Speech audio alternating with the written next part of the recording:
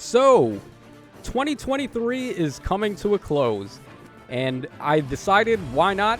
Might as well do a little video here where we rank the #1 best unit released of every unit type.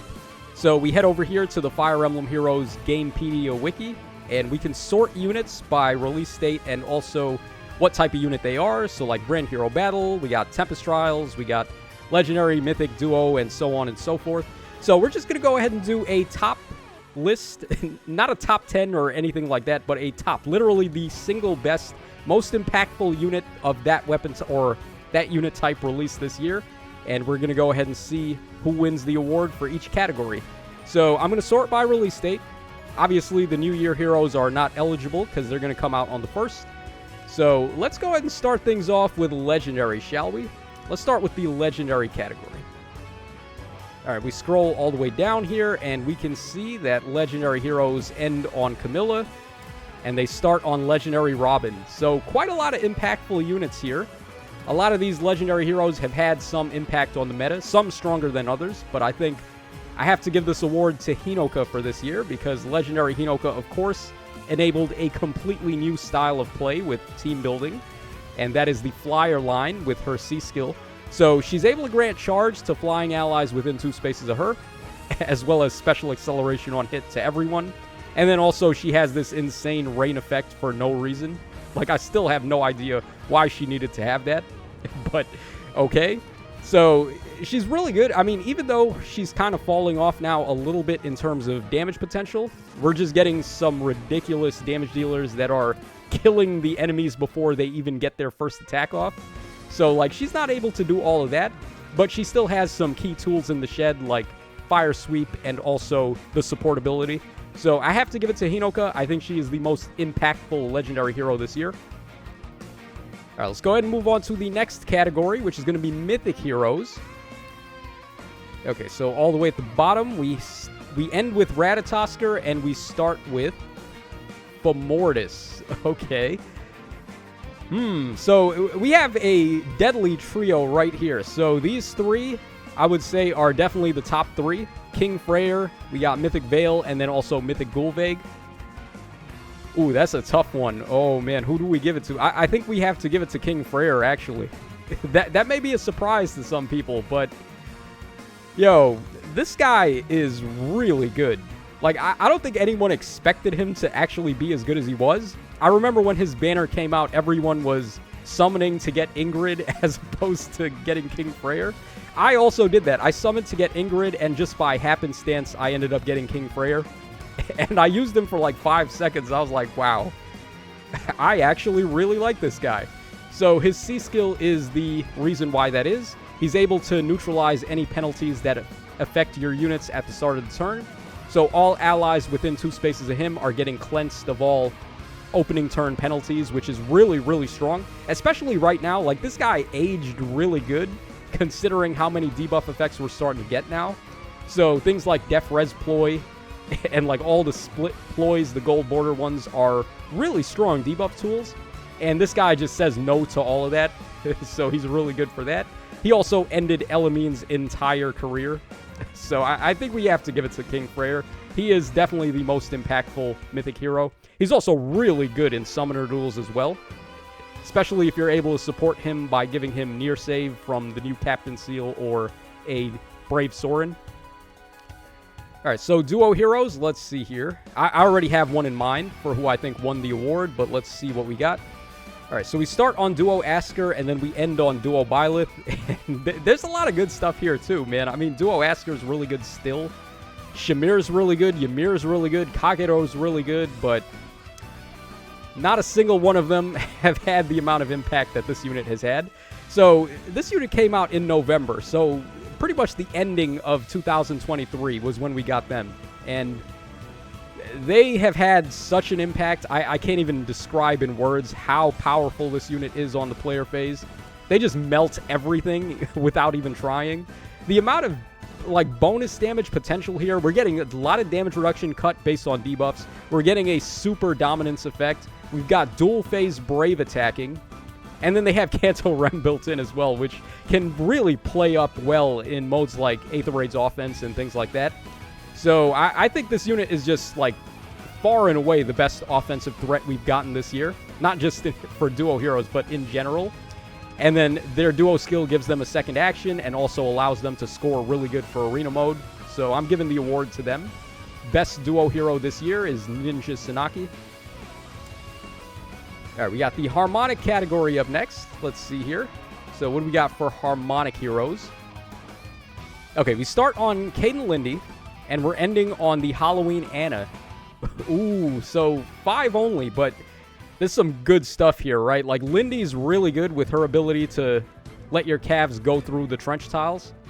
Ira's also really good. She is probably the quintessential melee threat right now, I want to say, with her amount of reach that she can get with the duo skill, and then her ability to just Kanto a billion spaces out of the way. And then we have Halloween Anna, too, who's also a really impactful unit. Oh, man, who do we give it to?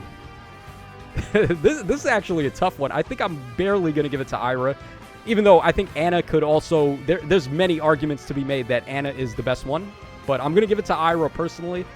The duo skill is just, like, too good. Like, being able to give bonus movement to them and then also characters from 3 houses. You think there's enough good characters from 3 houses? Like, how about we give them all bonus movement, and then we're also giving them attack and speed up 6 as well, and, like, all these other effects. And then this unit also has Kanto Distant, which is just, like, the dumbest thing in the world. I don't even know why they made Kanto Distant a thing. They should have had, like, Kanto Recall instead of this, but... I mean, it is what it is. So, what is there to really say about this unit? They can proc their special infinity times if they want to. Just enter combat and then hit the enemies with that. You can allow them to nullify DR now by giving them Alir support. And the way that I would liken this character to is, let's say this was chess, and let's say that Ira is the queen. Imagine if the queen in chess could capture a piece and then move back to its original square in the same turn before your opponent can do anything. It would drive you absolutely nuts, right? So that's basically what this unit does. If you give them any opening whatsoever or you don't have Kanto control, you're just toast. So I have to give them the award, I feel like, for the best Harmonic hero this year. All right, next category, we have Ascended Hero. Okay, let's see here. I don't think there were too many. Yeah, there's literally only 3. Should we even bother giving an award for this? There's only 3. I think Alencia would get it anyway, so... I don't know. I feel like there's not enough of a unit pool there to really give the award out. Alright, let's do Rearm Heroes then. Alright, we end on Rearm Lucina, and we start on... Alfred. Okay. So, who is the most influential, most impactful one here? Well... There's one that stands out like a sore thumb, not necessarily because of herself, but actually because of the skill that she introduced. So, Guidance 4, this was way, way too overpowered. They did not need to put this in the game, and they ended up doing it, and now we have Soaring Guidance as well, but the floodgates were opened by Tana, so I have to give her the credit, and I think because of that, she is definitely the most influential Rearm hero this year. Like, just the impact that Guidance 4 has had on the game, I can't even describe it in words. Alright, Attuned Heroes, literally, we only have 3 of them, right? Yeah. I don't think we need to give an award for this, because just like the Ascended Heroes, we don't have enough units yet. Alright, let's go for Grand Hero Battles next. Let's get some free-to-play love in here. Okay, this was a good year for Grand Hero Battles, too. So, we got Valadar as the finish, and then we start with... Lumera. Ooh, a pretty good starting point. Yeah, a lot of these are really good, and a lot of them aged really good too, because Vigard now entered the next scoring bin by having access to the upcoming Distant Counter Melee seal. So that's going to be really good for him. Now, there's a lot of ways we could actually quantify, like, who is the best one. Valadar's damage potential is just outrageous. There's a lot of good scoring options, like Fargus and Vigard, like we mentioned earlier. Arion is just insane. Cyril scores really good for a range-type unit. Man, there's a lot of ways we could quantify this, but I think I probably have to give it to Arion in the end, and the reason why is because he's basically just Hinoka at home. Like, this unit, I already talked about how impactful and influential this one was, and this guy is pretty much just a baby version of that. In some ways, he's actually better than Hinoka, because he actually has frontline potential. He's got 46 base defense with a Super Boon. You could put him in the front lines. You can give him stuff like Guard Bearing or Gambit 4 if you want to. He doesn't have -1 on his weapons, so Gambit 4 is viable. And then you give him Soaring Guidance and Guidance 4, and all of a sudden, Arion is doing things that even Hinoka can't do, where he's giving the charge support, and he's also giving the Soaring Guidance or Guidance 4 support. So I think we have to give Arion the award. Just a really awesome, spectacular unit, and this was definitely the year of the Flyers, so I have to give it to Arion. Arion with that Jugdral Drip, right? Okay, so Tempest Trial unit's up next. All right, who was our best Tempest Trial unit released this year? Let's see here. Okay, Kana is exempt because she comes out on the 1st. Okay, we end with Kellum, and then we start with the New Year Yarn. Okay. All right, well, there's definitely one unit that stands out like a sore thumb. So I'm just going to, on the spot, I'm going to give him the award. So the legendary, or the summer male Shez, this guy got the same exact weapon as the female Shez on the same banner. So that already bodes really well when you're getting the same weapon as a 5-star exclusive seasonal. And his stat line is really good. He's got a really sick attack and speed combo with super boons on speed there, so he can really play it up. He's got access to a lot of really good skills, being a melee flyer type, like Guidance 4, Soaring Guidance, Guard Bearing, Gambit. You can give him aerial maneuvers and things like that now, too. Flow Desperation. So, just a really good toolbox available to this guy in terms of fodder. His weapon holds up really well, giving him Kanto Rem, gives him speed up 5, gives him dual phase brave attacking, and then bonus damage based on 20% of his speed. So you take all those things into consideration, and I think it's pretty safe to say this guy is the best Tempest Trial this year. All right, what other categories do we have left? Let's see here. Okay, we have story. I don't really think story needs to count as one. Regular 5 stars, we'll probably do that, and we'll do seasonal 5 stars, and then we'll do regular 5 stars to finish up. So we'll start with the seasonal 5 stars, and this one's going to be a pretty long one because we have a long list of units. All right, so we end on Yunaka, the dreaded Christmas banner that I hate to high hell. And then we have also the starting with... Okay, we start with the New Year banner from last year. So Ash, Duo Asker. I'm not going to count duos and harmonics for this. We're just going to look at the seasonal 5 stars themselves. All right, let's scroll down here. Let's see. What do I think was the most impactful here? That's a tough one. All right, Lysithea is definitely a potential option. Wind Clawed is a potential option. Dagger is potentially an option. Is it unfair if I go to the Christmas banner? I know they literally just came out, but they are head and shoulders ahead of the rest of the game. I feel like we kind of have to, right? We kind of have to pick something from here. Or maybe Ninja Zelgius too. Like, he is definitely in there still. Jeez. I feel like I have to give it to Edelgard.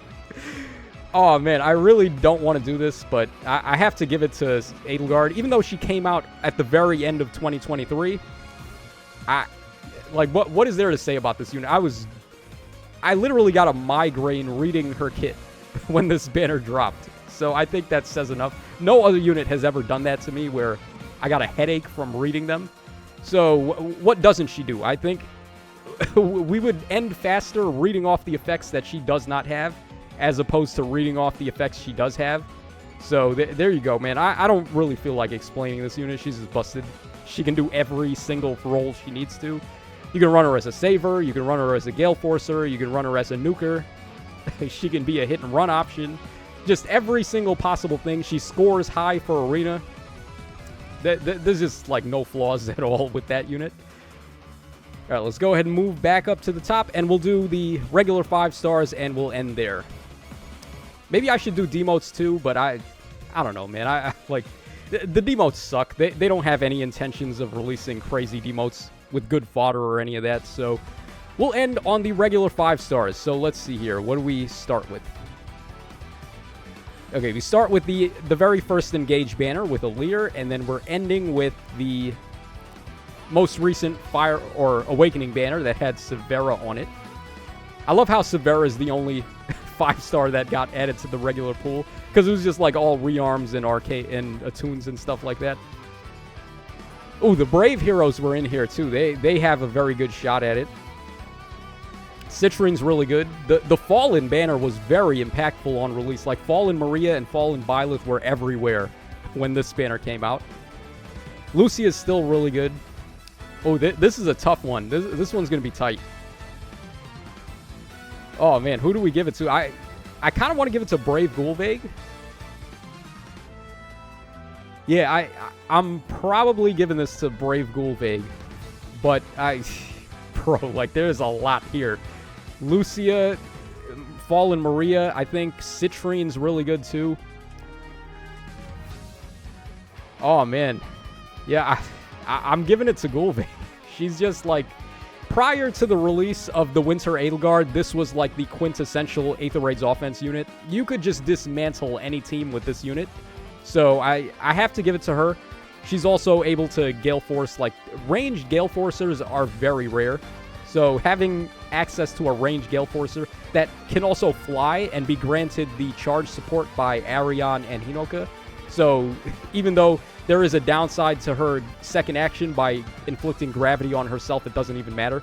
So I think we got to give it to Gulvig here. I'm going to give it to Brave Gulvig, and that is going to be my winner for the standard 5-star release for 2023. So let me know your thoughts in the comment section down below on my awards and rankings for all of the different types of heroes that we got this year. This is your boy Tacho signing out. I'm sure you guys probably have your own idea on who you think won each award, so let me know in the comment section down below. And I will catch you guys again on the flip side.